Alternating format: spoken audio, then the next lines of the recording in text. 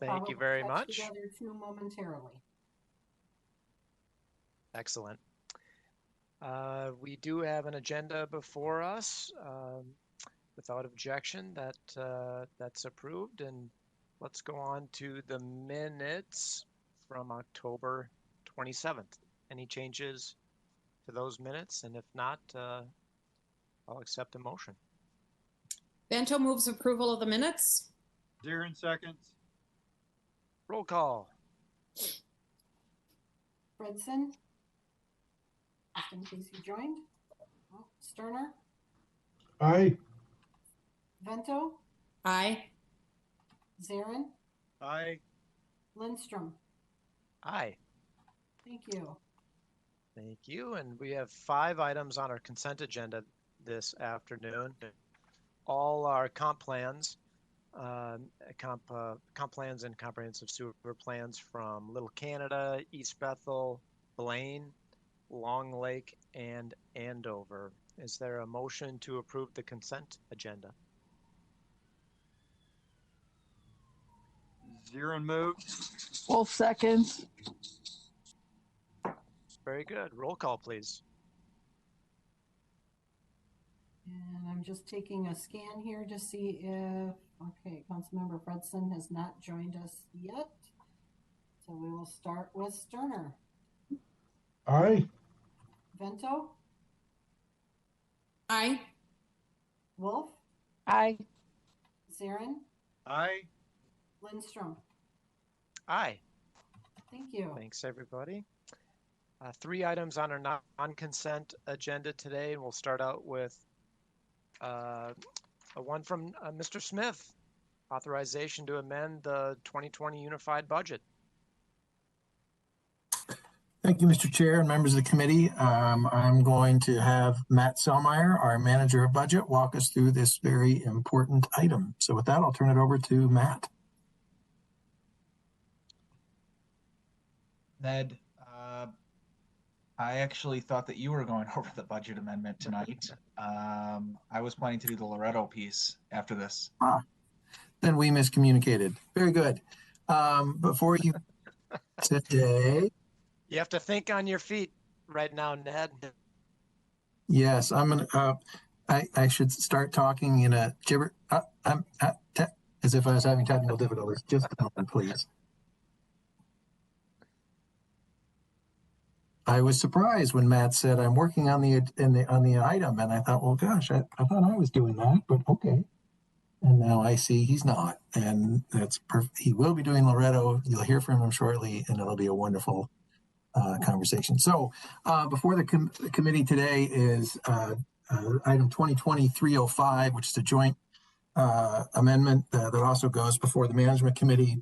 There's some other operating amendments that are on the docket for this round. So this will be heard here today, and then it'll go to management committee on the 18th, and then it will go to full council on December 9th to be included in the 2020 overall budget amendment. Just as some background, we operate under a council-approved environment committee and council-approved budget. And anytime our expenses are projected to exceed the approved expense budget, we need to go before you and the rest of the council for a budget amendment to acknowledge that we are going to spend more than was originally authorized in the 2020 budget back at the end of 2019. That is true even if there is an offsetting revenue, which one of those today has. So today we're going to talk through both of those, and then we'll move on from there. So again, the 2 items that we have before us, one is the St. Croix Valley Fire repairs, and that was a few years ago, and the repairs have been ongoing, but that is 100% covered by insurance revenue. So that first amendment is to increase our expense budget by $1.8 million to account for all the contracting work and other construction fees that we have for that, and that is offset dollar for dollar by a revenue amendment. So that will have no impact on our end of year reserve. The other item before us is $1.8 million in a labor overrun for the year. And that's driven by the two main things that are driving that is first is during the pandemic, people have not been taking vacation. So this is a little bit of accounting mathematics here, or accounting gymnastics. But in a normal pay period, say you work for 80 hours, you get paid for 80 hours, but we charge to our account another, whatever your vacation time is. So for me personally, I get, here's the secret, 10 hours per pay period. And so another 10 hours of my salary is charged to our expense account. When I take vacation, there's actually zero charge to my salary, and I am more or less, quote unquote, reimbursed out of the liability account, where we kind of take that vacation money and we tuck it aside. And then when I go on a vacation, I'm paid less of my salary account, and I'm actually paid out of basically the vacation balance. And that looks like a lower expense on the books. So it looks like now we account for that in our plans. We don't actually plan for me to work 2,080 hours a week. We plan for me a year. We plan for me to work closer to 800 to account for how much vacation I get. So we plan for all that to wash out. But what we're seeing under the pandemic is folks aren't taking their vacation. In fact, to the tune of we're about 20% lower in vacation timing. And so what happens is when people aren't taking vacation, then they're coming to work and they're getting paid, and they're getting paid out of their expense account, their normal expense account, or their normal salary account, and we're continuing to accrue that vacation time. So it's kind of a paper issue. At some point, we'll kind of more or less get this back, hopefully as people take their vacation. So that is costing almost half of that expense. And then the other is coming mostly from our vacancy factor. So every year we plan for a certain amount of people to retire or transition out of the utility. And we know that the day they leave, we won't have their replacement the next Monday. And so we bake in some gaps into the salary expense, to acknowledge the fact that sometimes the seats are empty at the utility. So we have been, fortunately for us, hiring faster than we planned. So either as people are leaving or as we're bringing new folks on board, they're coming in faster than we thought they would. And so we are, which is a good thing. That means we've got more people doing the work that needs to be done. But it means that we're spending a little bit more in the salary range. So those are the two budget amendments that are before the council. Again, the St. Croix Valley work will have no impact on the end of year reserve. And the labor will have, it will lower our projected budgeted reserve by 1.8 million versus we had planned to reduce it by 3.5 million. This is going to bump that up to about 5.4 million, 5.3 million, a reduction in our reserves. Those reserves will still be very healthy. About 10 or 12 million above our policy minimum. So we won't have a problem there. And then some of that money will also get back because people are going to take their vacation, and we'll see lower expenses, which would have a lower impact on our reserve in the long run. I do see there is a question that and maybe some of you are asking this, aren't we spending money on the additional money on the COVID leave? And we are not, because whatever dollar we spend on COVID leave is a dollar we're not spending in that regular salary line. So when we have folks taking COVID leave, our salary line goes down, but our COVID line goes up. Whereas when we have people taking vacation, the salary line goes down and there's no impact anywhere else because we're taking it from the bank. So our COVID leave hasn't really cost us that much more dollar for dollar, other than the fact that if you're taking COVID leave, you're not taking your vacation leave. And so that is a bucket that washes out for COVID. It does not wash out for vacation. So with that, I would propose that the Metropolitan Council authorize the amendment of the 2020 Unified Budget as indicated by Table B-1, which is in Attachment A. And with that, I'll stand for any questions. I just have a quick question. Talking about vacancies, you mentioned that seem to be hiring people faster. I'm wondering if the vacancies are roughly about the same as they have been in previous years, or are people hunkering down during this economic downturn? Mr. Chair and members of the committee, that's a great question. It's one that we are scratching our heads too, trying to figure out.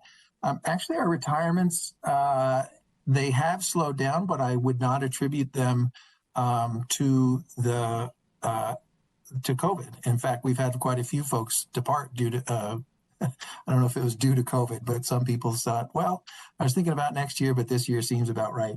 What we're seeing more so is just an overall demographic trend where we're working through a retirement bubble. And that is slowing down. So, in fact, for next year, normally we build a vacancy factor with 30 FTEs vacant. And we are actually decreasing that by 5 down to 25 vacancies because we are anticipating that less people will be retiring. So we're going to have less empty seats. We're coming towards the end of the silver tsunami. Mr. Chair, and members, you're familiar with that term.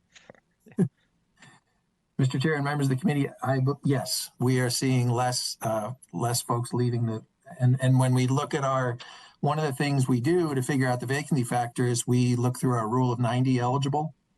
So the rule of 90 is if your age plus your service adds up to 90, you can retire with full benefits or retirement treatment. And what we're finding is that the number of folks that are in that category are decreasing every year. And so, yes, we are, and I think there was and maybe the general manager can speak to it better, but I believe there was a pretty big hiring wave in the early 90s. And we are starting to see those folks retire. But again, we're at the tail end of it. Great. Questions, Councilmember Fredson? Thank you, Chair. Thanks, Ned. Question related to the vacation. How much of this unused vacation is banked or bankable versus not bankable? And then I'm interested in the breakdown between, say, folks that are covered under a contract versus management or administration.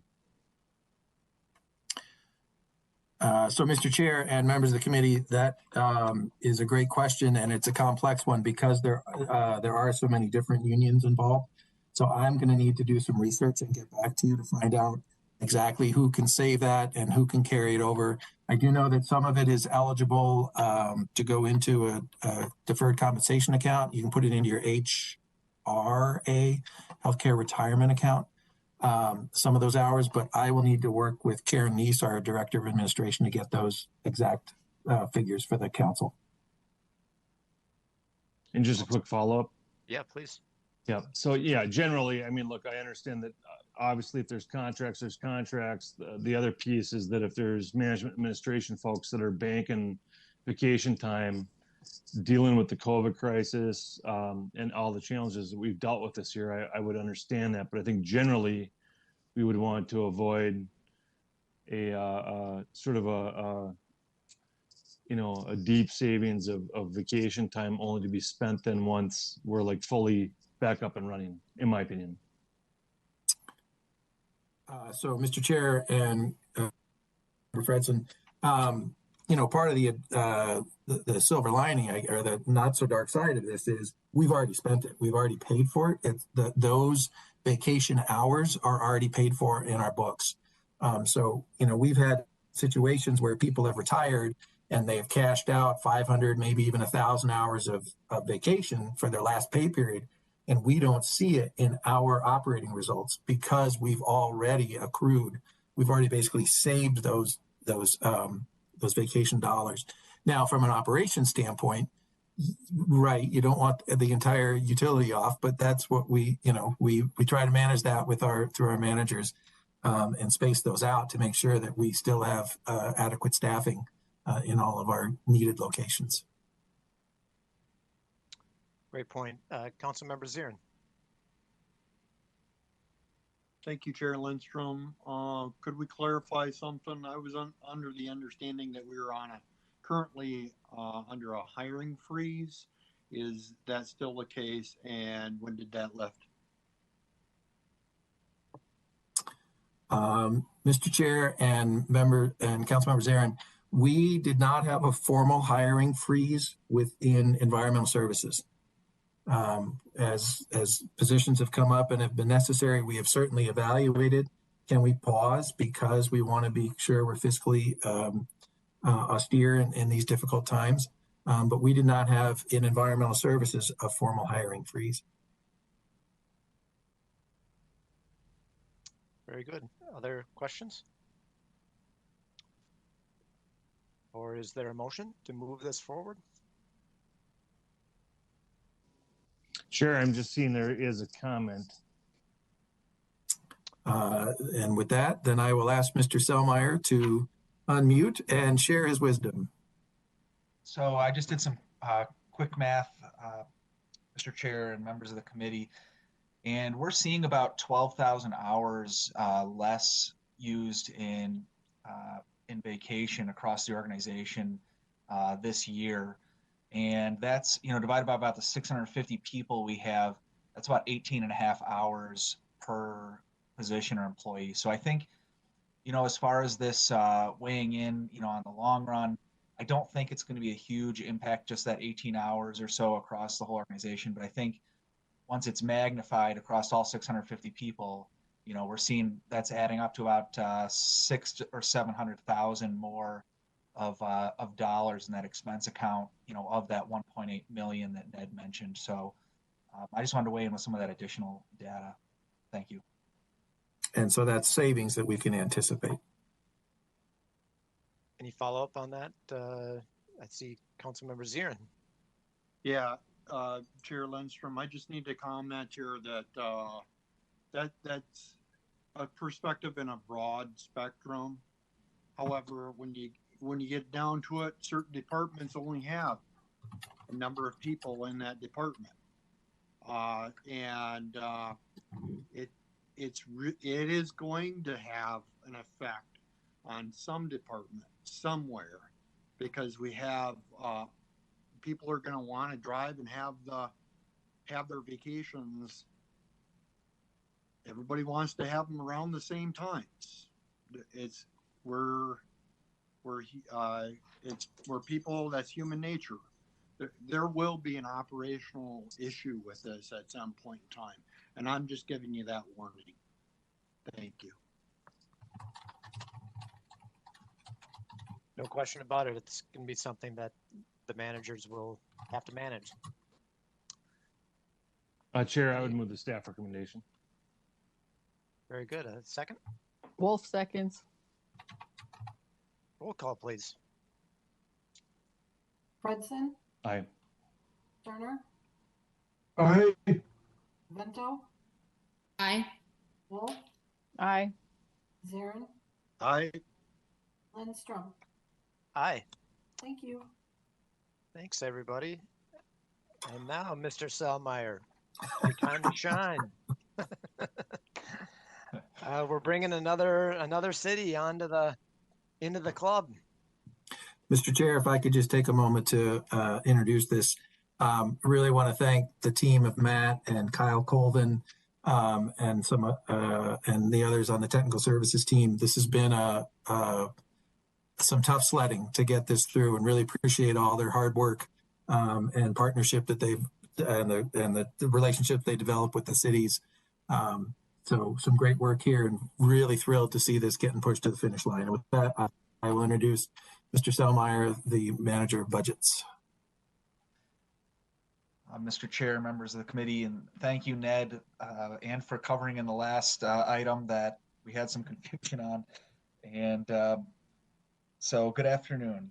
My name is Matt Selmeyer. I'm the budget manager for environmental services, and I'm here with Kyle Colvin, the manager of wastewater planning and community programs. And we're here to present business item 2020-313, which asks the Environment Committee to approve the grant program guidelines outlined in Attachment A, and authorizes the regional administrator to award grants and execute grant agreements per those guidelines. And for some background, in the 2018 legislative session, the Metropolitan Council was awarded $400,000 in state bond funds for a grant to the city of Loretto to connect to the force main in the city of Independence. This was a grant requested by the city of Loretto, and once Loretto is connected to the force main in Independence, their wastewater flow will flow to the Blue Lake wastewater treatment plant.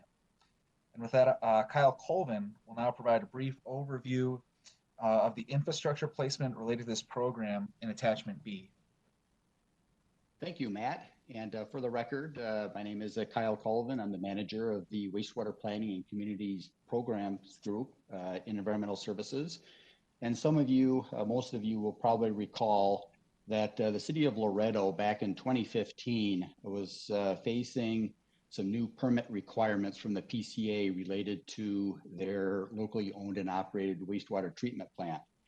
And at that time, back in 2015, the Minnesota Pollution Control Agency indicated that it would be issuing a permit, a renewed permit for their wastewater treatment plant that reflected a zero phosphorus limit. The treatment plant discharges indirectly to Lake Independence, and Lake Independence is impaired for phosphorus. And so thereby, in order to improve the water quality and in recognizing that there were regional wastewater collection systems in the vicinity of Loretto, the PCA reissued that permit back in 2017. Then in a letter to the council from the city of Loretto requested a connection to the regional wastewater collection system. This was included in this letter was the city's intent to include this formal request in its comprehensive sewer plan. That sewer plan was approved by the Metropolitan Council just last week, Wednesday. That again reflected a connection to the regional wastewater collection system. And so I would draw your attention to attachment B, I believe it is. It's a map that depicts the local collection systems that are owned and operated by Independence and also the city of Medina. The Loretto project includes a new local lift station and a force main that will accommodate the redirection of flow away from the existing wastewater treatment plant to the new lift station, which thereby would pump flow to the city of Independence's collection system. The council and the communities of Independence and Medina entered into a lease agreement whereby it reimburses those two communities for the added costs that they will incur for accommodating the flow from Loretto. And so these grant funds will help assist the city of Loretto in reimbursing them for the construction costs of that lift station and force main. And with that, I'll turn it back over to Matt. Thank you, Kyle. So just going to go through a few of the guidelines in attachment A and outline some of the key state requirements for bond-funded projects. To start, the projects need to be for capital expenditures made to affix assets with a useful life of at least 10 years. That is the case certainly with this project. In addition, operating and overhead costs do not qualify, and work proposed must satisfy MMB requirements for the title declaration. This basically means that Loretto must obtain all the required easements and paperwork needed for the title declaration as part of this program. And they've actually done that. We've been working with them on the grant agreement and working with MMB as well. And this $400,000 is going to be used for construction costs. Moving on to the process requirements. The process requirements are listed, and these are documents required to complete MMB's construction grant agreement. These documents include a city resolution acknowledging participation in the grant program, invoices for completed project work, and the declaration mentioned earlier. And once the council approves these guidelines, we'll be working with Loretto to finalize the grant agreement. And once we have that agreement in place, we will establish a reimbursement process with Loretto, and just meaning either a quarterly or a monthly reimbursement, really working with them to do what works best for the city. In terms of Thrive, this Thrive lens, this grant will support our commitment to sustainability by ensuring wastewater flows safely to the Blue Lake treatment plant. And with that said, we are looking for your approval of these guidelines, and I will turn it over for any questions or comments. Very good. Thank you. Any questions or comments? Councilmember Zirin. Chair Lindstrom, do we? My question is around the phosphorus that is being discharged. Does anybody have a cost estimate to Laredo? I mean, this is kind of off on the fringe of a question. What it would cost them to be able to be compliant? Rather, I mean, how much are they saving by connecting here is really my question. Yeah, Mr. Chair and Councilmember Zirin, the cost for rebuilding or upgrading their wastewater treatment plant to get to a zero phosphorus limit was characterized as just being too cost prohibitive. It would have cost much more than the cost of building this lift station and force main. I don't have an exact figure, but it was characterized as being cost prohibitive. Certainly well over $1 million to build a new treatment plant to provide that level of service. Thank you. Chair Lindstrom, can I have a follow-up question, if that's okay? Was Laredo having any other compliance issues going forward? Have they been pretty good at meeting the PCA requirements? I'm just wondering. Yes, Mr. Chair and Councilmember Zirin. The only compliance, there were no known compliance issues related with their existing plant. They are impacted by wet weather and I&I.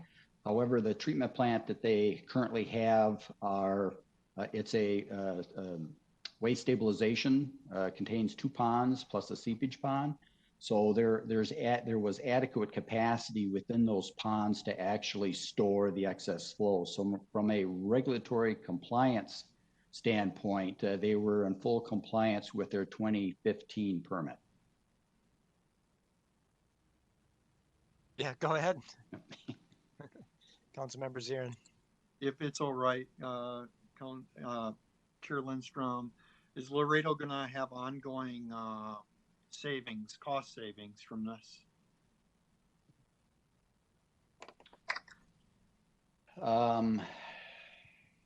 Mr. Chair and Councilmember Zirin, there were operating expenses obviously related to owning and operating their wastewater treatment plant. By connecting through the regional system, they will have regional wastewater costs associated with those, with those discharges. I seem to recall that the costs were, there's a little bit of a cost savings by connecting to the regional wastewater system over the costs that they were incurring by operating their plant. But it was a marginal difference.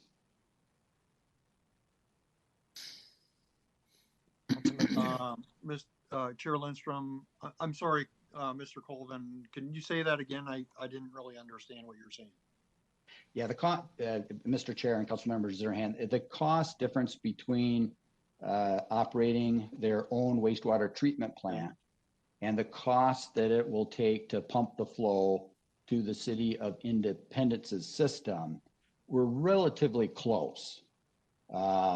I believe if I recall correctly, there's a little bit of a savings that they will realize in chemical expenses related to the treatment process, but electrical costs associated with the treatment plant versus electrical costs for pumping the flow into Independence was basically it was pretty much the same.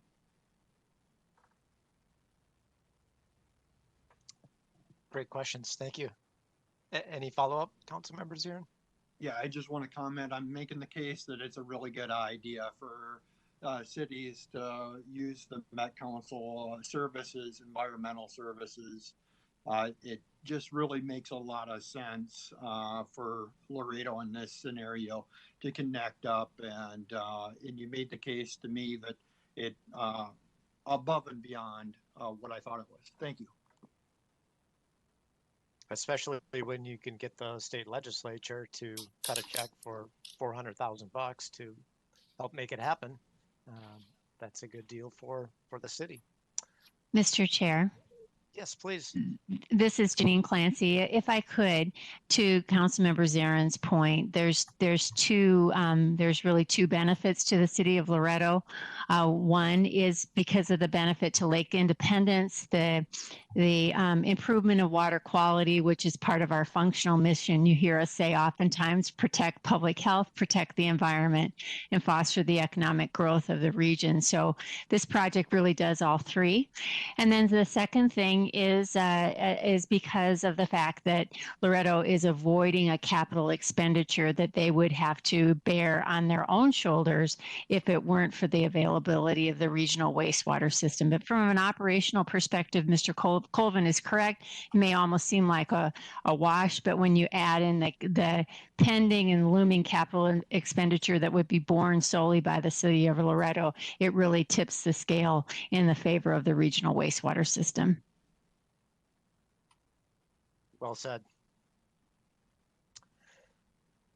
Is there a motion to move this forward? Moves Or other approval. comments? Councilmember Wolf?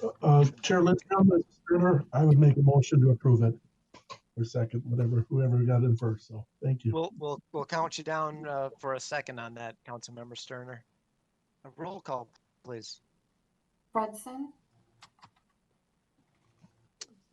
Aye. Sterner, Aye.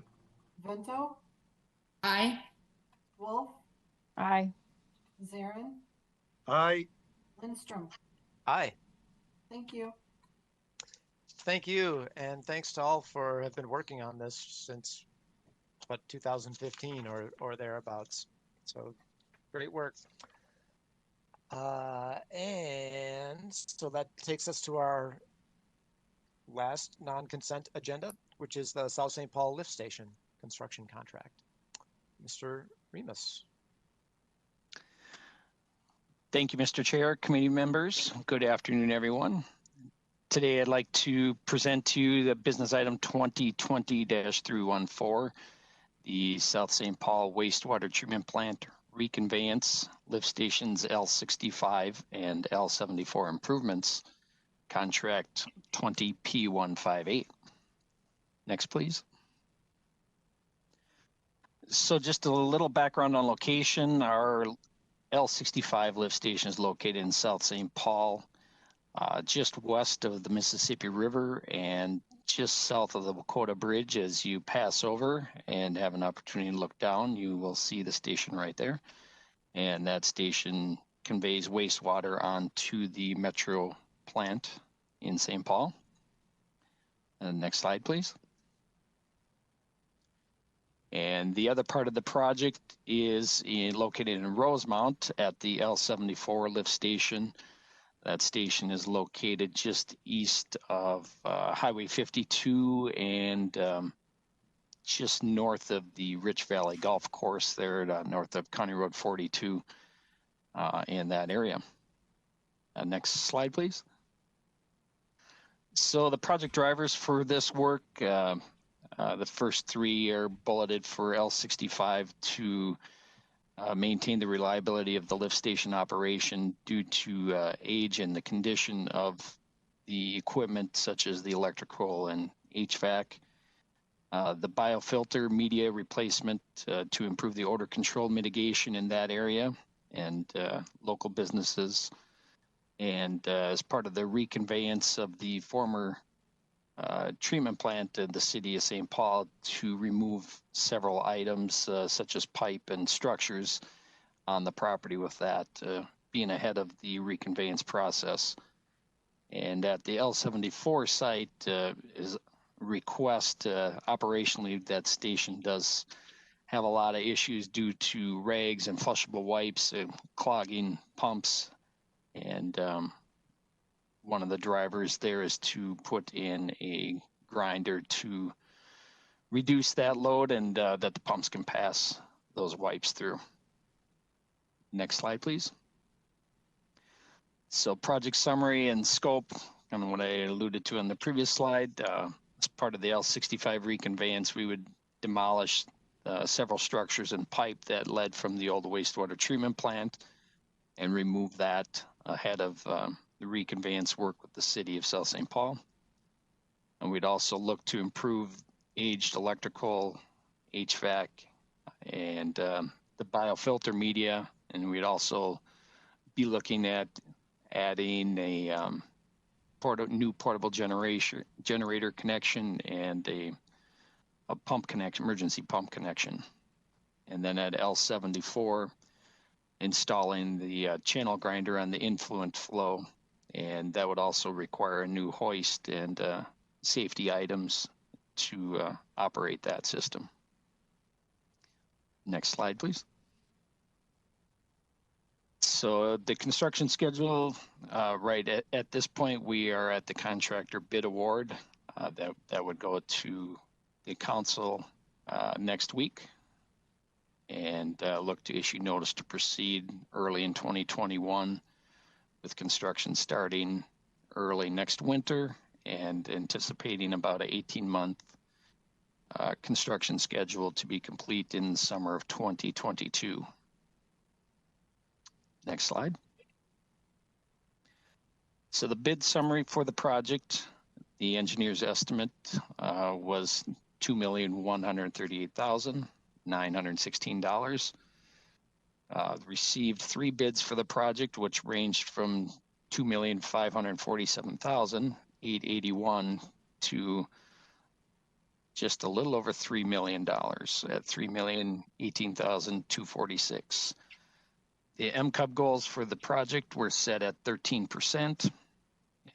SM Henches and Sons was the low responsible bidder at $2,547,881. And the good faith efforts were evaluated by OEO, and that commitment of 8.89% was stated in their bid documents. So that it did go through OEO's evaluation as meeting good faith efforts. Next slide, please. So the proposed action request today is that the Metropolitan Council authorize its regional administrator to award and execute a construction contract for the South St. Paul wastewater treatment plant reconveyance lift stations L65 and L74 improvements, MCES project number 809093, with SM Henches and Sons for their low responsible bid of $2,547,881. Next slide. And with that, I can stand for any questions. Thank you. Excellent.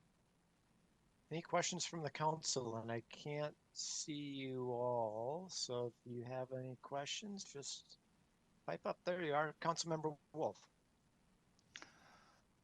Thank you, Mr. Chair. I'm fine with the projects as stated. My question is, did anybody tell Rosemount we're having to spend money because their people are flushing stuff that they shouldn't flush so that they can put a message out to their citizens? Mr. Chair, Councilmember Wolf, thank you for the question. I did not personally make that communication, but that is a good note. Mr. Chair, if I could. Yeah, please go ahead. Mr. Chair, if I could. This is Janine Clancy again, Assistant General Manager for Wastewater Planning and Capital Project Delivery. Well, we recognize, as we are seeing in a number of our projects, that rags and flushable wipes are becoming more and more and more of an issue for us. We do have some communication materials on our website, but we are planning to work on a similar toolkit that we have developed for the I&I program and develop that same level of quality of toolkit, because we really need the cities to help us with this. And frankly, they're interested in as well, because their facilities get really gummed up and impacted as well. And then finally, I just want to note that I participate in a cooperative effort with the League of Minnesota Cities, Metro Cities, and the PCA on topics that we have mutual concerns about. And this is one of those topics that we are working on. So I appreciate the recognition of the challenge. And I think as you all probably know, that there's a lot of disinfecting wipes being used right now, and that's not necessarily helpful to the wastewater system. Thank you. Thank you. And I've obviously known about the wipes issue for years and years and years, but rags, that's new to me. I had no idea that was a regular thing that ended up in the sewers, that people were flushing rags. It's bizarre to me. But alas, it is the case. Councilmember Sterner.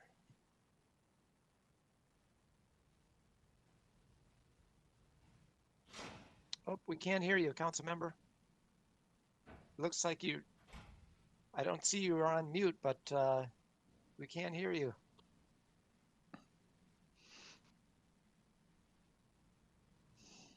And now you disappeared entirely from my screen.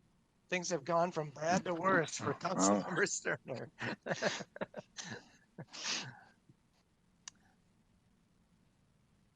Well, Councilmember, if you're not there. Chair Lindstrom, Yeah. This is Susan.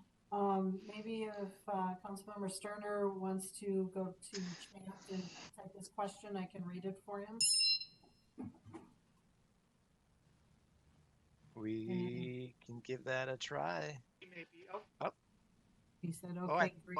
So in the meantime, if there are other questions, do you want to go to those and we can come back once he has a chance to type his question? Yeah. Any other questions or comments?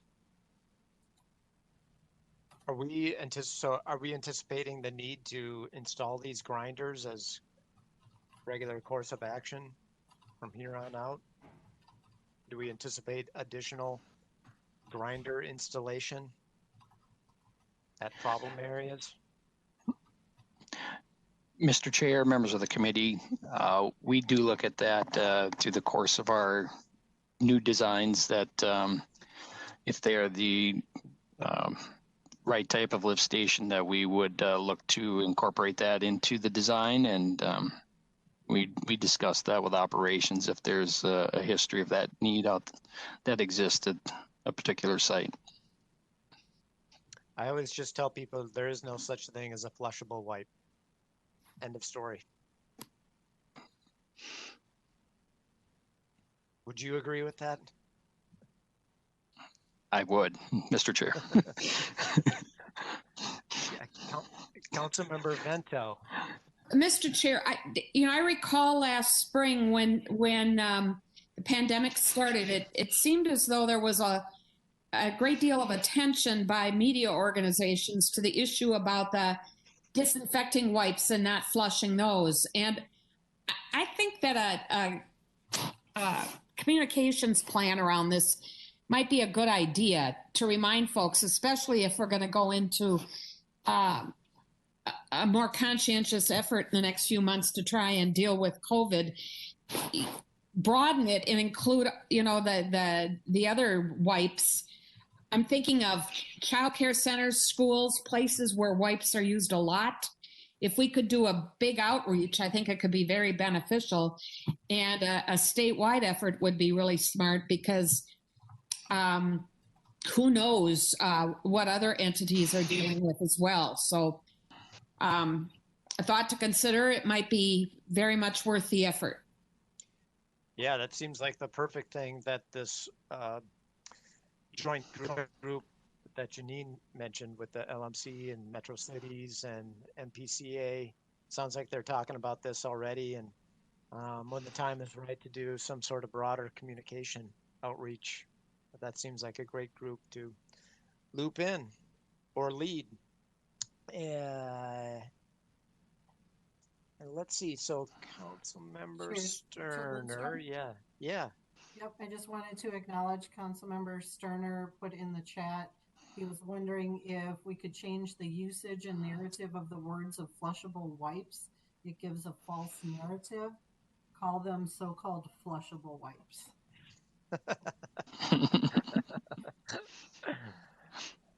The wipes formerly known as flushable.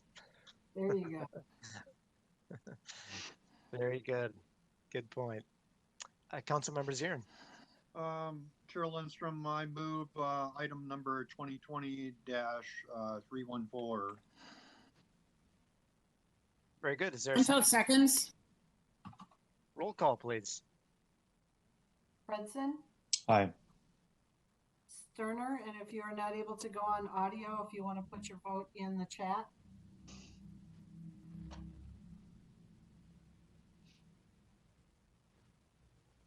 Sterner, he said yes.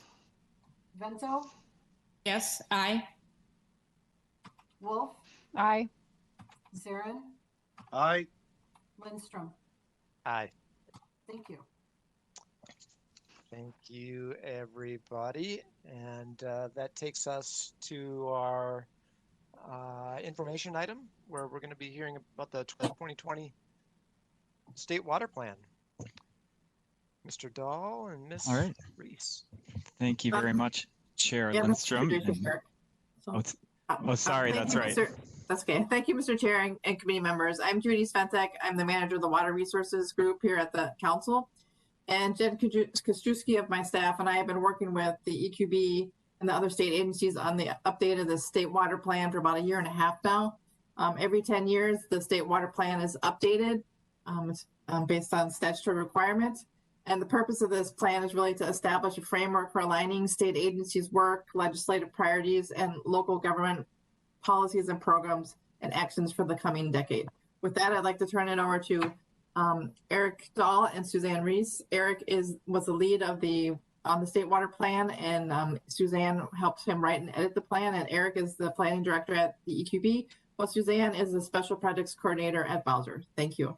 Go ahead, Eric. All right. Thank you, Judy. And hello, Chair Lindstrom and committee members. I think I have my video on, but I'm not sure. I might turn it off because I was having WebEx issues earlier. But hello, I'm Eric Cedarleaf Dahl, and I'm with Suzanne Reese from Bowser. And we worked on this plan with Judy and Jennifer Kostrzeski, sorry. And thank you so much for giving us time on your agenda today.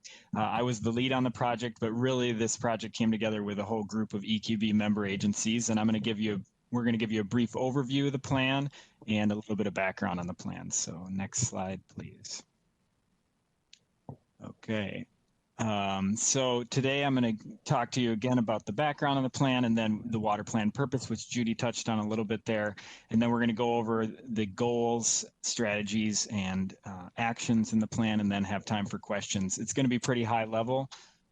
This is a 100-page plan with hundreds of pages of appendices as well, but we just wanted to give you a brief overview of how it's laid out. So next slide, please.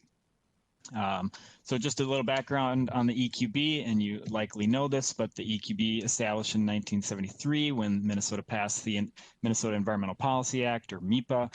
It's made up of 9 agency heads, as well as the Met Council, as well as citizens from each of Minnesota's congressional districts. Our work areas are the Environmental Review Program, Interagency Projects and Planning, and Public Engagement. So next slide, please. So here's the state statute that directs EQB to coordinate state water resource planning.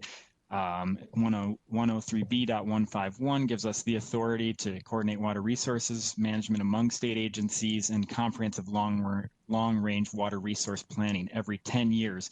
EQB also completes a 5-year water policy report. That was the last time we were before the Met Council was presenting that, and you'll hear from us on that in 5 years. But the state water plan has been completed every 10 years since 1991. Next slide, please. So just a little background on the water plan purpose, like Judy mentioned, was really the purpose this time, after extensive conversations with the EQB board in our strategy sessions, was to really shine a spotlight on climate change and how climate change will affect water resources in Minnesota. The focus, the audience of the plan is legislators, but also a broad public audience, because we have a lot of folks that do join EQB meetings, and we want to make sure we're getting this information out there. Our other purpose is to align with other state water planning efforts. We worked with the Clean Water Council as well as the interagency coordination team to align our efforts. And then, as you can see in the plan, if you've looked through it, we also wanted to highlight recent science. And this time, something that was kind of different with this water plan that past water plans haven't had as much focus on was the social aspects of climate and water, focusing on equity, tribal nations, and quality of life, which I'll talk a little bit more about later. Next slide, please. So we did do some extensive engagement before the COVID pandemic hit. We, in the initial phases of planning for the 2020 State Water Plan, we spent several months conducting interviews and surveys. We had small focus groups with over 250 people spanning across 44 public and private organizations. We had a public survey hosted on the EQB website and received over 100 responses. We had a practitioner survey, which was really focused on water professionals, and we had 253 responses, and that was distributed all throughout the state. What we learned from some of that is that Minnesotans are concerned about the effects of climate change on water in their communities, and some of their top concerns were flooding, infrastructure damage, and effects on ecosystems. And when we talk to practitioners, they feel informed to make decisions on preparing for climate change. So that was a good insight that we had too. Okay, so next slide. Just a little bit of background on climate and water. There's a whole section on this in the plan, and you can go into much more detail. And I'm just going to kind of briefly talk about it, but as you know, Minnesota's climate and water are closely connected. The amount and timing of precipitation influences how much water soaks into the ground or runs off into nearby lakes, rivers, and wetlands. Precipitation patterns also determine the availability and demand for municipal, agricultural, and residential water. Likewise, temperature patterns control the timing of snowmelt, the duration of ice cover on lakes and streams in the beginning and end of Minnesota's growing season. In Minnesota, we're accustomed to cold and snowy winters and warm and humid summers. But we also know that any season can be far warmer or colder or wetter or drier than normal, just like last weekend when it was 70 and now it's snowing out. But what we are starting to see with climate change and climate conditions is that we're seeing high variability in Minnesota's climate, and some of the next slides will talk about that. Next slide, please. We worked with the U of M and have a whole section on projecting out what we may see in some different scenarios for climate change in Minnesota and what this means for water resource planning. As you can see with this is from the DNR's climatology office. Minnesota has shifted to a much wetter and warmer climate in the past several decades. This is all compared to the 20th century averages. All but 2 years since 1970 have been some combination of wet or warm, and each of the 10 combined wettest and warmest years on record all occurred from 1998 onward. Although our climate will vary from year to year with occasional cooler, dry years, climate scientists do expect these increases to continue through the 21st century. And if you look at the yellow dots on this chart, these relate to the projections in the plan of looking at different scenarios for emissions. And I'll show you some maps coming up here that show some of what the scientists at the U of M project for what you might see for wetter and warmer averages in the coming mid-century and end of century emissions scenarios. Next slide, please. So this is a recent precipitation increase map showing watershed averages since the 20th century compared to averages or watershed precipitation averages in the 20th century compared to now in the last 20 years. And what we're seeing is a big difference in southeastern Minnesota, but really throughout the state in some central and southeastern and southwestern Minnesota. If you can go to the next slide. This is another look at, sorry, can you go to the next slide? Oh, I'm not seeing it move. Am I still connected? We can hear you. Yep. Okay. All right. Now it advanced. Okay, great. Yes, earlier today I was talking and I just froze, or everybody else froze, and I was still moving, so I'm not quite sure sometimes with WebEx. You're coming in loud and clear. Okay, good. So most warming observed in the winter, this is looking at winters and temperature change, or it's looking at our annual average, winter lows, and summer highs. And what we're seeing is since 1970, Minnesota's warming 40% faster than global averages. And we're warmer, but we're not yet hotter. We're warming quickly, but we're mostly warming quickly during the night and winter. And so our annual temperatures have climbed since 1895, but 80% of that warming has been since 1970, and a lot of that is happening during the winter and winter nights especially. So if you can move to the next slide. So these next two slides are looking at the U of M. The U of M took multiple climate models and tried to downscale them to Minnesota's the boundaries of Minnesota, and these maps show different scenarios of different emission scenarios, from moderate emissions to high emissions, and what that might do to precipitation or dry spells. And there's a bunch of different scenarios in the plan that lays it out, that lay out like what could be occurring in Minnesota. But what we're seeing with different scenarios is that we will be wetter by the end of the century compared to the 1990s. All scenarios are showing that in most areas of the state we will be wetter. And under a high greenhouse gas emission scenario, the wettest day on a typical year at the end of century is projected to be 20% wetter than during the 1990s, with potentially larger spikes in a given year. If you can go to the next slide. And so this is looking at climate change projections for warmer temperatures. This is about how much hotter will it be, and you can see with moderate emissions in circa 1950 or circa 1990, the two maps on the left, there isn't a substantial change. There is a higher number of 90+ degree days, but when we get to the end of the century with a higher emission scenario, there's some huge changes that occur for the whole metropolitan area as well as all of southern Minnesota. All right, so now I'm going to go into the actual plan. If you can go to the next slide, please. So here are the goals that the team came up with. The water plan's organized around 5 goals, and these 5 goals are goals that the state should focus on over the next 10 years and beyond to be resilient in the face of climate change. The goals were formulated through extensive discussions with agency water experts, input from public engagement process, and framed to align with other water strategic planning efforts.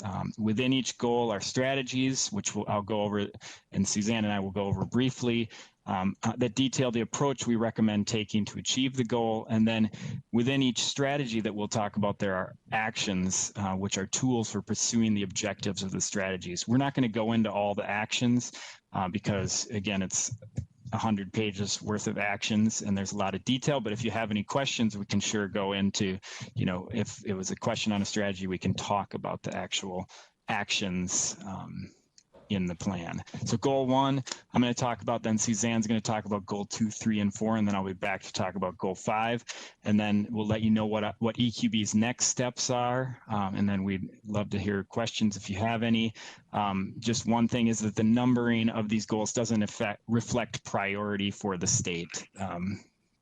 These are just how the team laid it out. So next slide, please.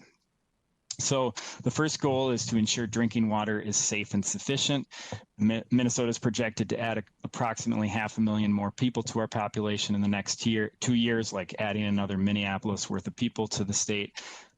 Source water in many parts of Minnesota is already vulnerable to contamination, and increased precipitation and runoff due to climate change can likely introduce agricultural nutrients, pesticides, other contaminants of emerging concern into drinking water sources.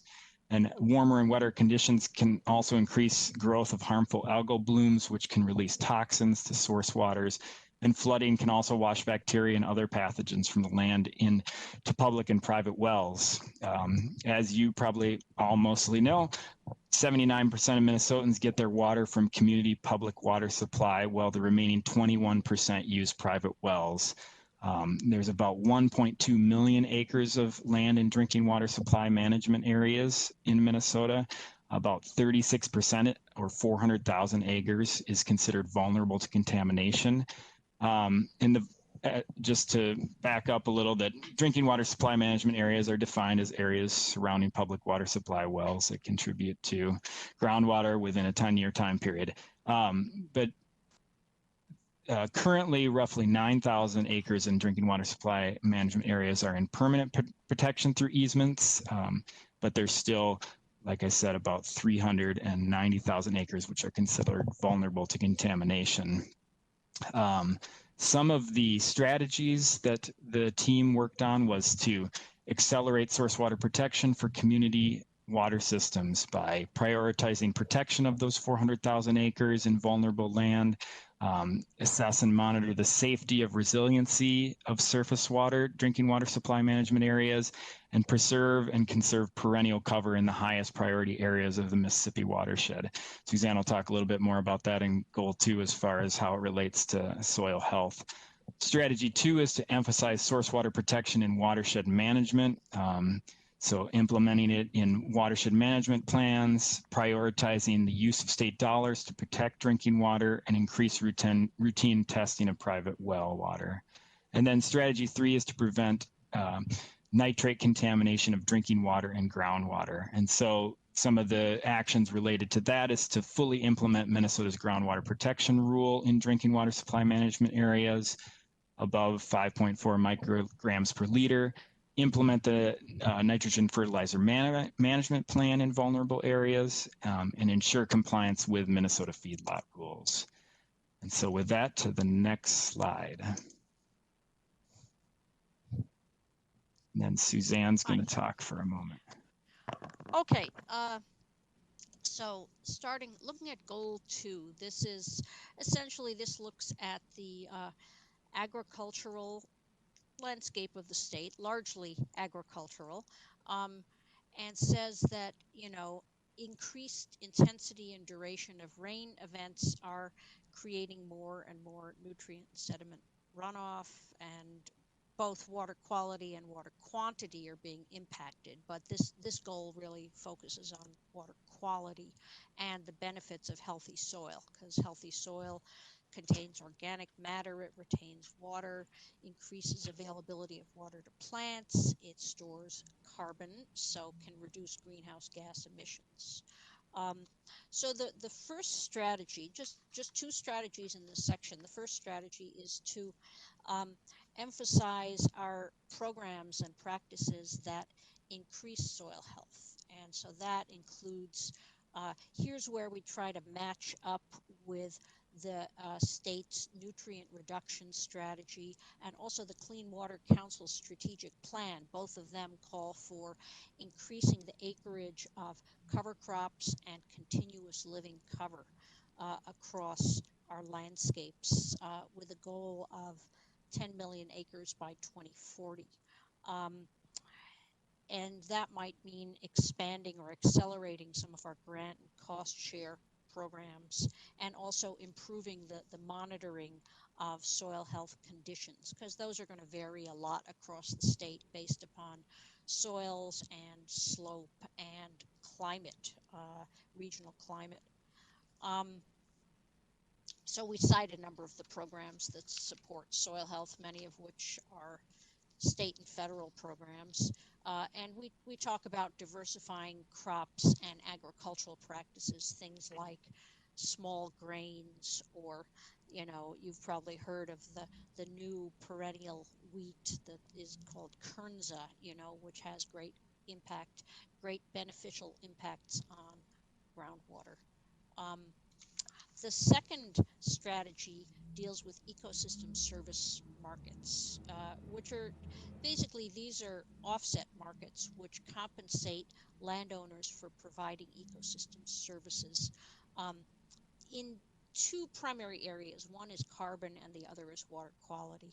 Now we don't have a fully developed carbon offset program in Minnesota, not like California, for example, but there are a couple of new pilot programs taking shape that will let landowners sell credits based upon their practices on private exchanges.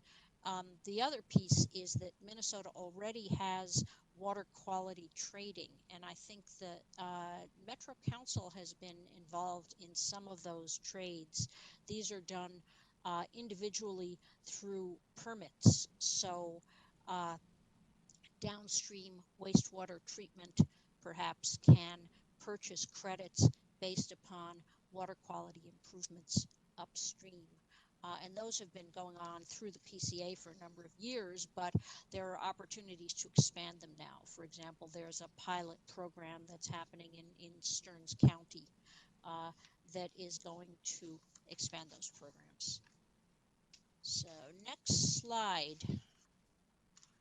So now we're getting into goal 3, which I think is probably the area, I'd say goal 3 may be the area that the Metro Council is most engaged and involved with. And this is all about managing the built environment for greater resiliency.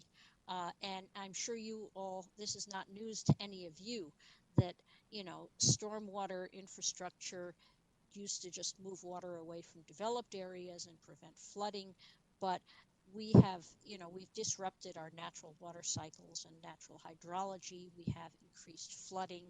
We have aging wastewater collection and treatment systems. We have inflow and infiltration. And we got a lot of input on this particular goal from Met Council staff, Judy and Jennifer specifically. So there's 4 strategies under this goal. First is improving our data sources and modeling.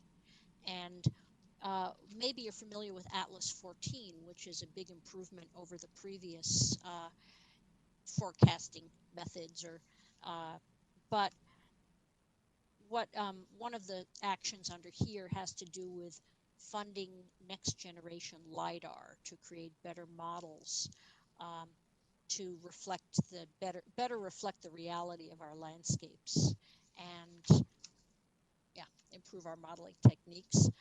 We also have a little case study on the blue spot method, which the council used for the localized flood map screening tool. So we have a page devoted to that.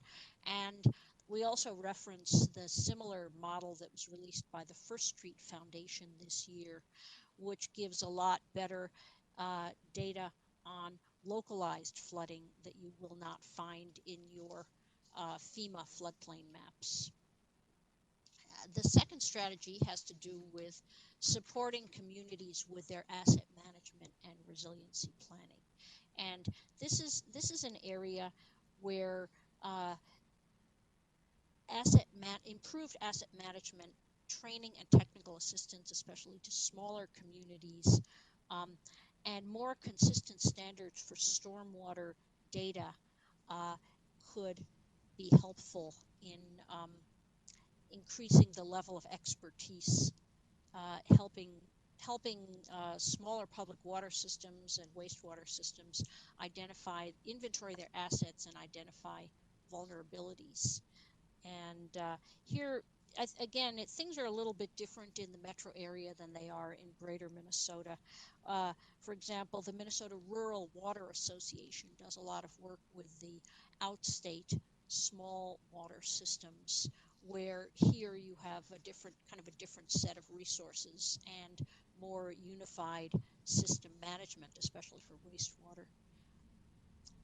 The third strategy is new financing mechanisms, and one idea that may emerge at the legislature this year, it may or may not, depending on state budget being constrained at the moment, but developing and funding climate planning grants to communities for drinking water, wastewater, and stormwater infrastructure.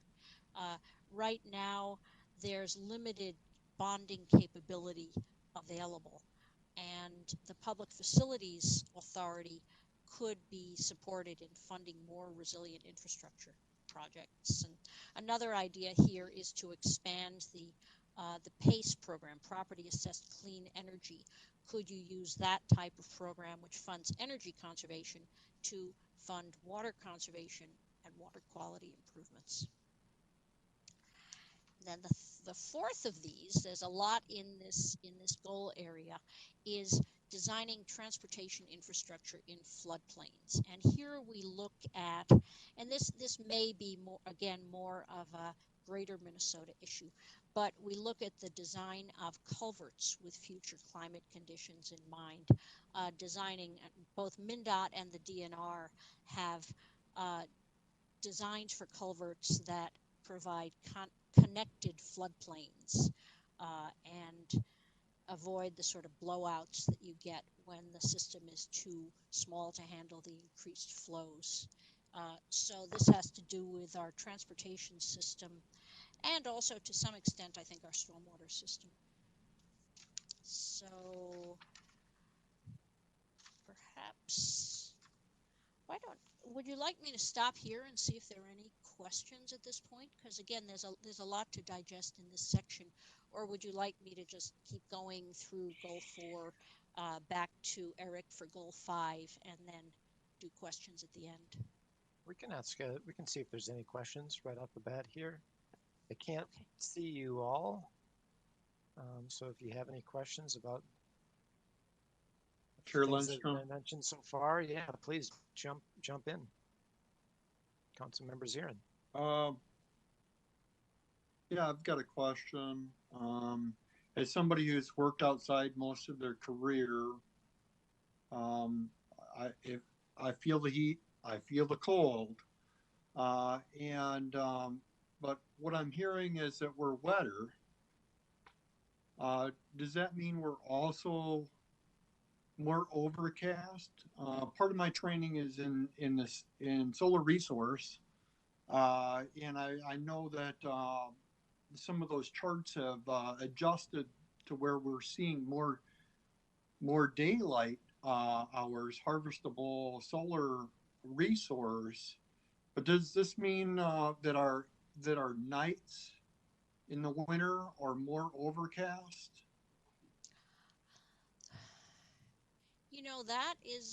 That is most likely a question for one of our resident experts, probably Kenny Blumenfeld at the, with the DNR. But my impression as a non-expert is that it's not so much the overcast, although winter nights are definitely warmer than they were, but it's the intensity and it's the intensity of the rain events rather than the long duration.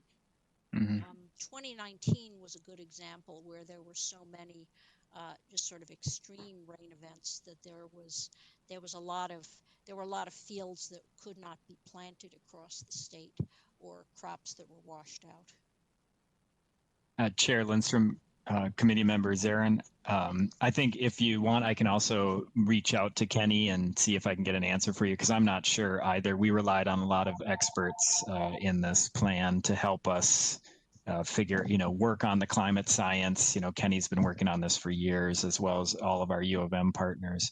And I can definitely get you an answer, but I don't think right here off I have one for you. That'd be great to get an answer. I'd be curious about that too. Okay. I was always under the impression that what Suzanne, what you were saying, that it was just the intensity of the rain more than just the duration, or that there would be more rain events. But I'd love to hear what an expert has to say. Councilmember Zirin. I just want to comment on that my personal experience has been that when the humidity is higher in the wintertime, it feels a lot colder than it is. So we have this inverse thing going, right? Where the humidity is going up, but it feels colder, even though the temperature, the thermometer is telling us that it's warmer. And personally, when I'm outside, it feels colder. And I think that has a lot to do with the humidity. Because that makes sense to me. If we're wetter, then the humidity is higher, and it feels colder even though it's not. That does make sense.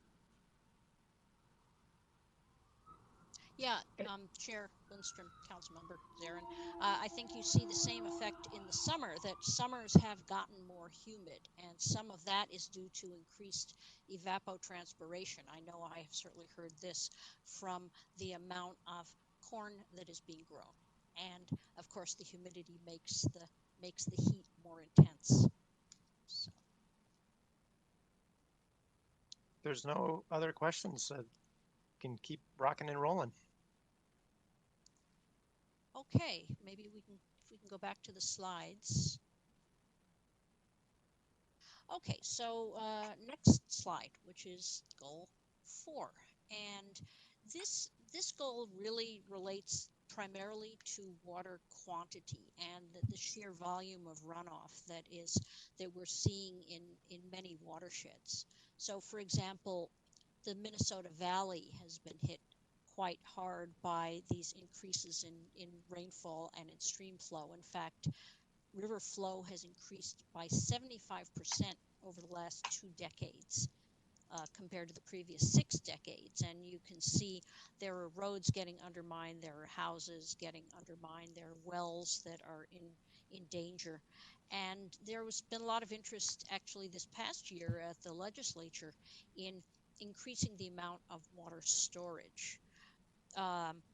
So the first strategy here is to identify opportunities to retain and store water and manage drainage. And water storage could be structural, like storage basins, retention structures, managed drainage, or it could be non-structural, like, for example, wetland restoration, soil health practices that increase the amount of water that the soil can hold, such as, effective implementation of establishment of cover crops can also hold a certain amount of water on the landscape. So that's kind of the storage strategy. And that also includes standards for flow reduction, for detention locations. Where do you put these basins that are, so you don't inadvertently end up damaging natural resources? Can you do sort of what they call distributed detention to determine where you can reduce your runoff and your flood peaks? This has been done with some effectiveness in the Red River Basin that, of course, is so flat and is highly flood prone. And of course, another piece of that is looking at mechanisms to pay for that, like everything else. Watershed districts can establish a water management district that can collect revenue to fund projects like that.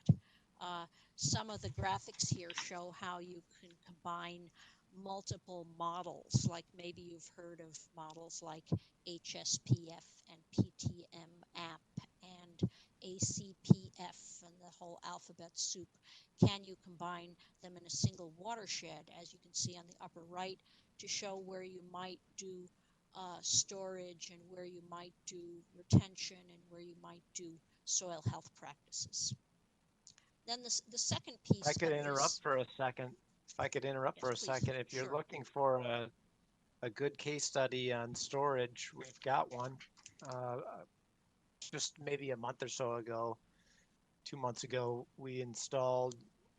So we're building a new bus garage in North Minneapolis, and we installed a 40,000 gallon cistern.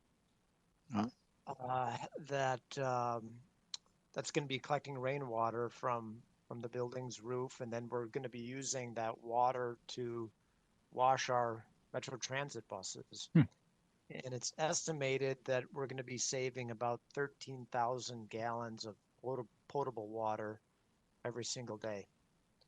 So that's a good story to tell, I think. That is. Yeah, that's a great example of kind of an urban approach to water storage and also water reuse. And a couple of years ago, I worked on the health department's water reuse study, and I know that projects like that one are becoming increasingly common and accepted, especially in these areas where there really isn't. You really don't have those opportunities unless you create them sort of structurally as you're developing the land.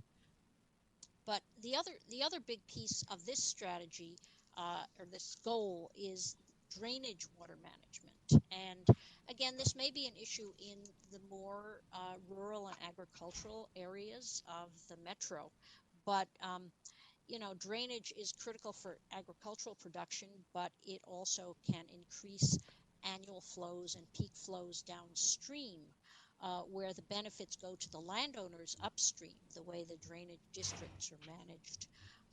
The state really doesn't have any authority over local drainage districts, but we are able to advise and provide incentives and funding. So here we're talking about methods of incentivizing and funding drainage management practices like two-stage ditches and saturated buffers, and incorporating drainage water management into local plans. So that would be one watershed, one plan at a watershed scale in greater Minnesota, and within the metro also at a watershed scale, but a smaller scale.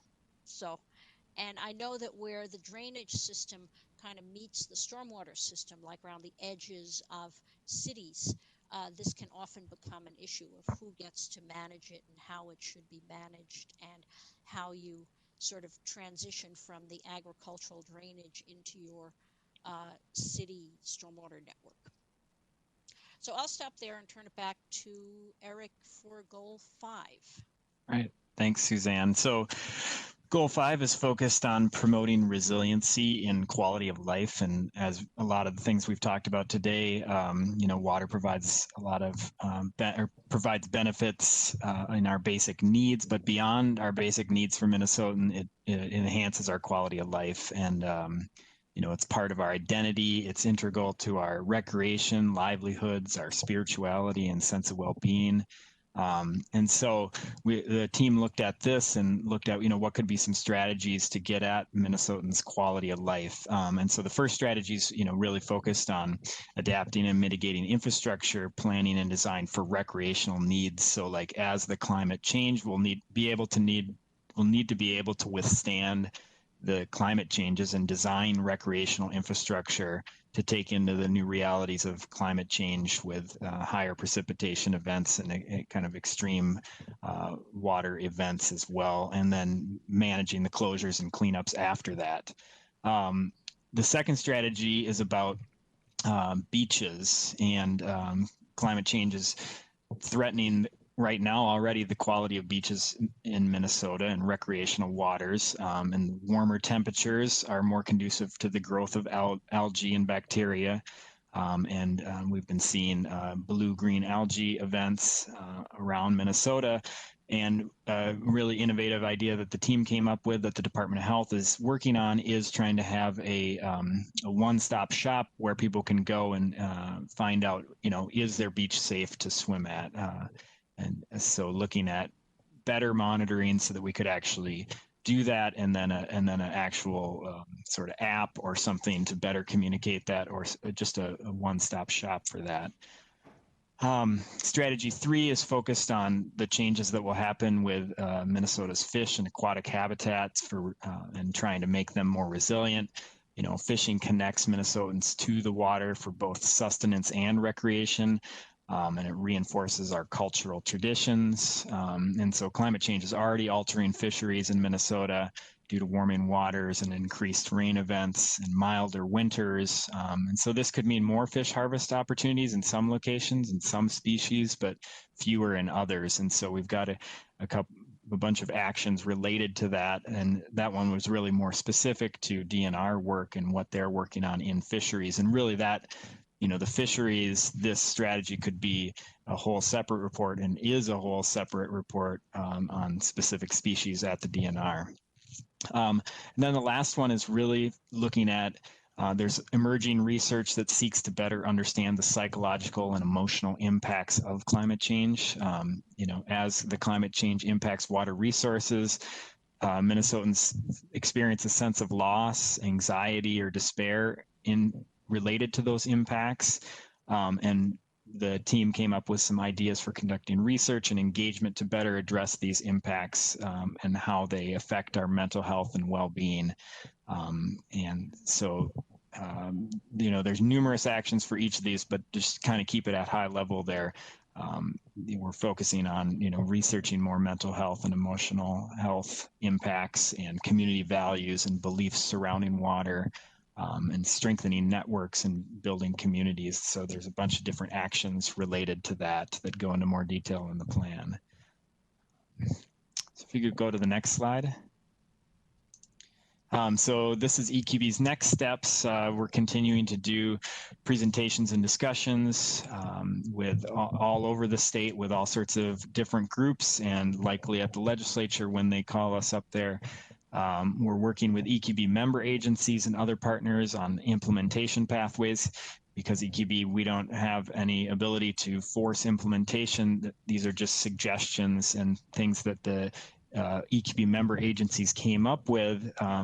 We want to keep that conversation going over the next 5 and 10 years. And so, again, we're also working with Clean Water Council and other groups to align with their efforts, and then continue to shine a spotlight on some of these climate changes and how they're affecting Minnesota's resources and telling stories on those.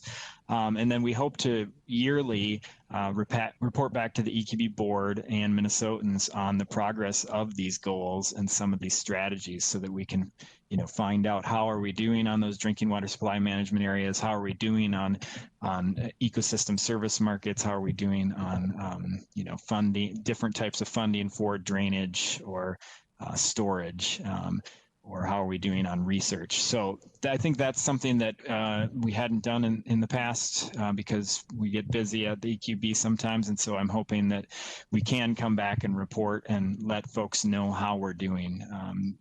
And that concludes our presentation. And if you have any questions, you can go to the next slide. That's our contact information.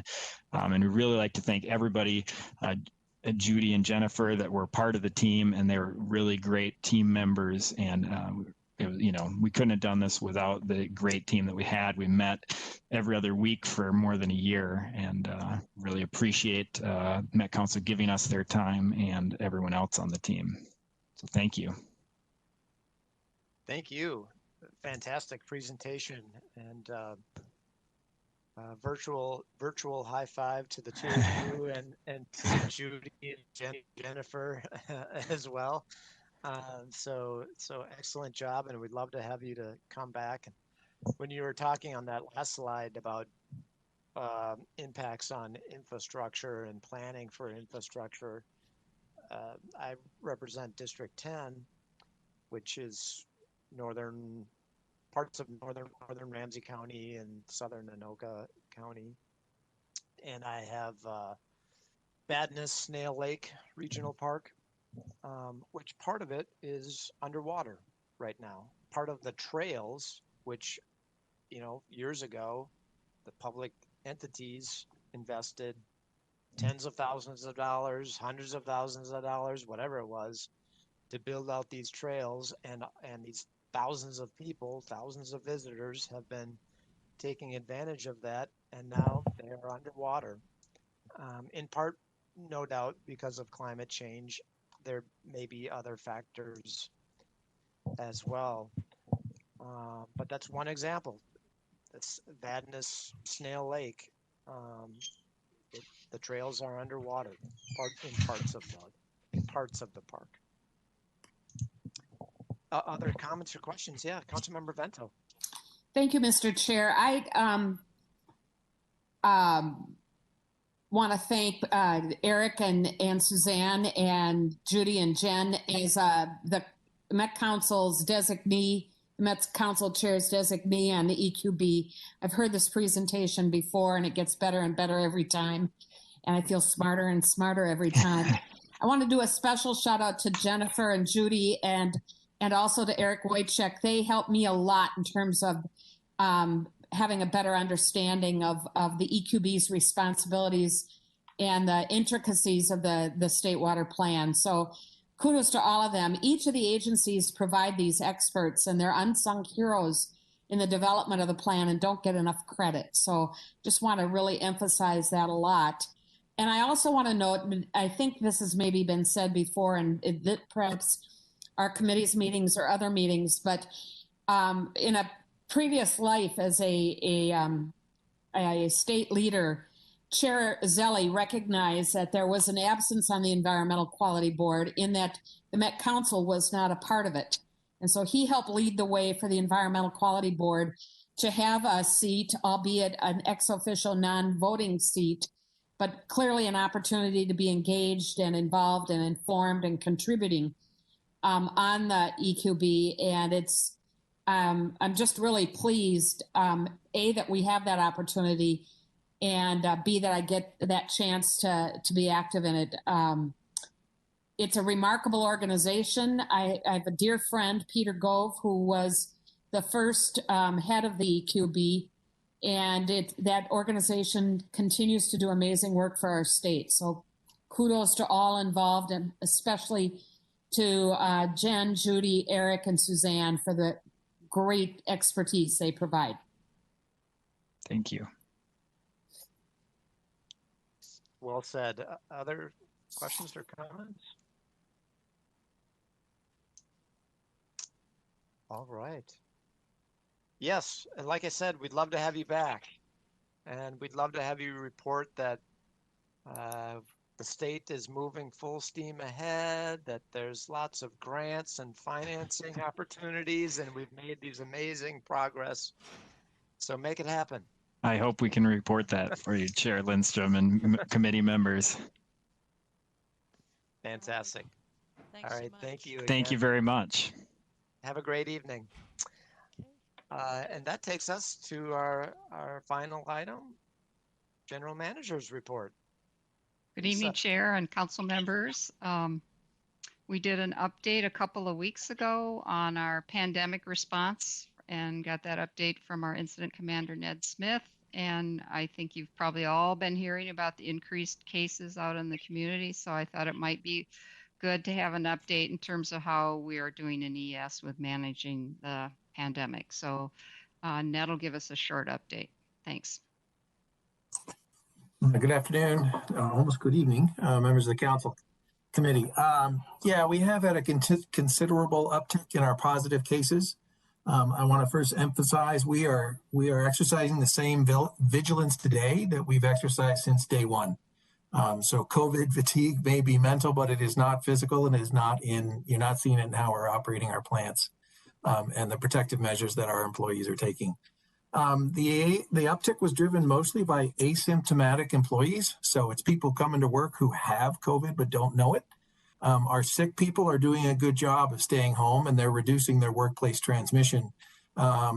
Where we're getting stuck is we're still practicing good mask and distance and hand hygiene, but it doesn't reduce the risk 100%. And all it takes is a couple of folks who are asymptomatic but positive. And even when you social distance, there's still a good chance for transmission. In fact, we heard kind of a store anecdotal evidence. One of our lab managers, his son is a ER doc at HCMC, and he said what they're seeing with this strain is it is much more contagious, but not as harsh. So a lot of more people are getting it, but they're not quite seeing the extreme sickness. And that's true what we've seen in the folks that have caught it or tested positive. Probably 75% have actually gotten sick where they feel bad and they do feel miserable for a couple of days. But we're not seeing the hospitalizations that you normally think of and associate with COVID-19. So that's kind of good news, but it is fiercely contagious, as we've seen in this little uptick out in the field. So just some changes we're making to try to stay on top of this and to try to stay ahead of it.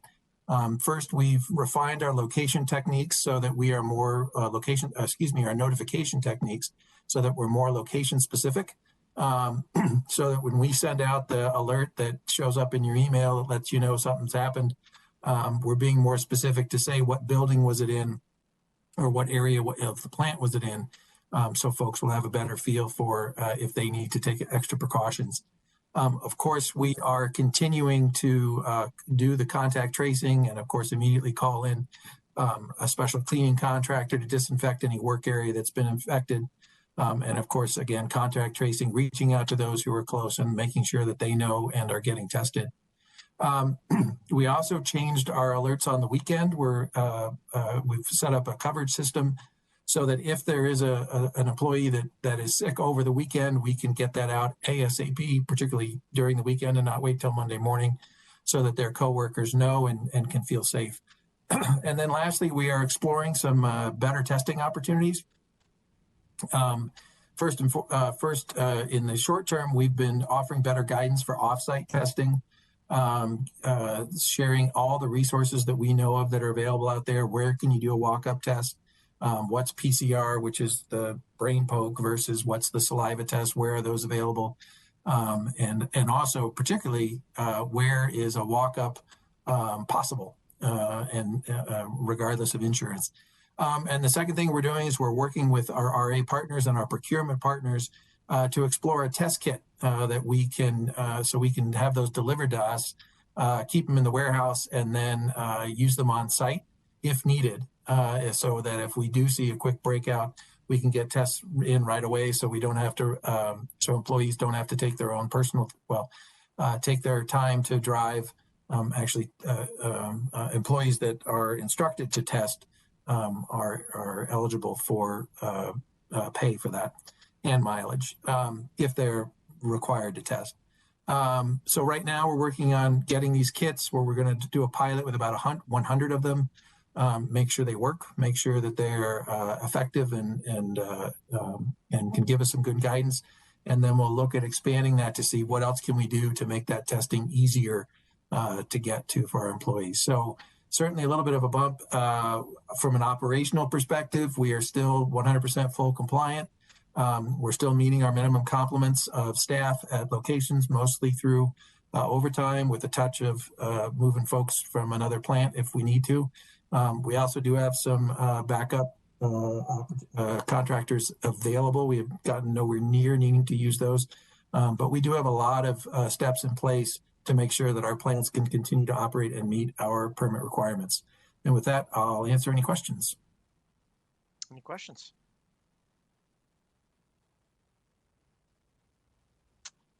How do you know that they're asymptomatic?